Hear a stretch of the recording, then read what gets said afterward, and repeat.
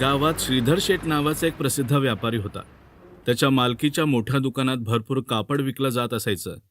चांगला व्यवसाय, प्रतिष्ठा आणि नाव गावभर झालं होतं. लोक त्याला मान देत, पण श्रीधर शेठला त्या मानाने समाधान वाटत नव्हतं.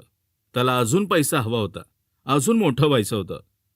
एक दिवस त्याच्या दुकानात गरीब शेतकरी आला आणि म्हणाला, शेठजी, मला माझ्या मुलीसाठी साडी घ्यायची आहे. पण माझ्याकडं जास्त पैसे नाहीत हो. मला काही सूट मिळेल का?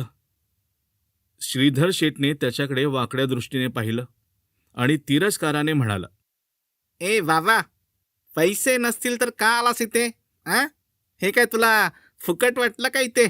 चल चल, दुसऱ्या दुकानात जा, तिथे स्वस्तात तुला साडी मिळेल. चल निघ.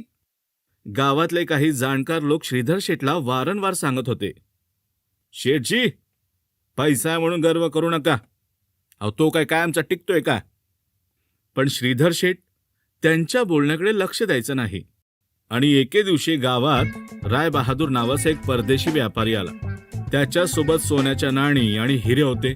तो लोकांना सांगत होता, जो माझ्या व्यवसायात गुंतवणूक करेल तो दुप्पट पैसा मिळेल. किती?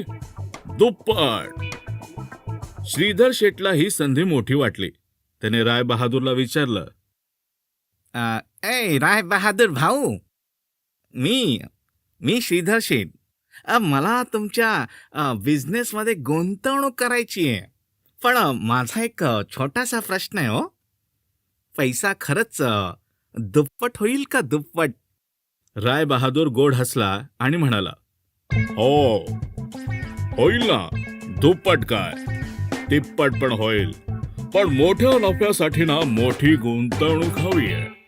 तुमच्याकडे आहे का मोठी गुंतवणूक? श्रीधर शेठच्या डोळ्यासमोर सोन्याचा ढीग चमकू लागला. त्याला वाटलं, आईला, मी जर सगळं गुंतवलं तर मी या गावात काय, राज्यात सर्वात श्रीमंत माणूस बनेन. श्रीमंत श्रीमंत श्रीमंत माणूस बनेन.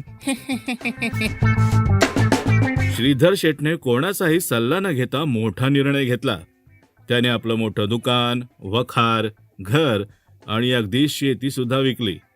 आणि त्यातून मिळालेले सर्व पैसे त्याने राय बहादूरकडे गुंतवले. राय बहादूरने पण एक करारपत्र लिहून घेतलं आणि म्हणाला, श्रीधर शेठ, काही आठवड्यातच, किती? काही आठवड्यातच तुम्हाला तिप्पट नफा मिळेल. किती? तिप्पट नफा मिळेल. तोपर्यंत तुम्ही वाट बघा. ठीक आहे? आणि राय बहादूर तिथून निघून गेला. दिवस जाऊ लागले, आठवडे गेले, पण कुठेही काहीच बदल झाला नव्हता.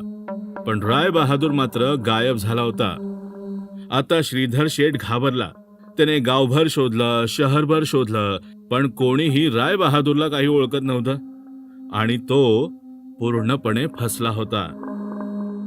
त्याच्याकडे ना आता पैसा उरला होता, ना घर, ना प्रतिष्ठा. गावातील लोक ज्यांना तो तुच्छ मानायचा, त्यांच्याच पुढे त्याला हात पसरावे लागले. शेवटी गावातील वृद्धांनी त्याला समजावलं, लोभ हा माणसाचा सर्वात मोठा शत्रू आहे. पैसा महत्वाचा आहे, पण निस्वार्थपणे कमावलेला पैसा खरा असतो.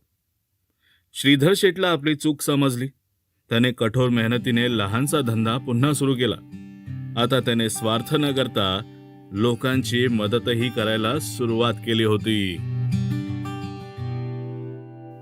मित्रांनो, या गोष्टींच्या प्रवासात सामील झाल्याबद्दल तुमचे धन्यवाद. जर तुम्हाला आमच्या कथा आवडत असतील तर आपल्या चॅनेलला नक्की सबस्क्राईब करा, लाईक करा आणि तुमच्या मित्रांसोबत नक्की शेअर करा. पुन्हा भेटूया एका नव्या गोष्टीसह स्टोरी मित्र कमलाकर या YouTube चॅनेलवर. तोपर्यंत आनंदी रहा आणि कथा ऐकत रहा.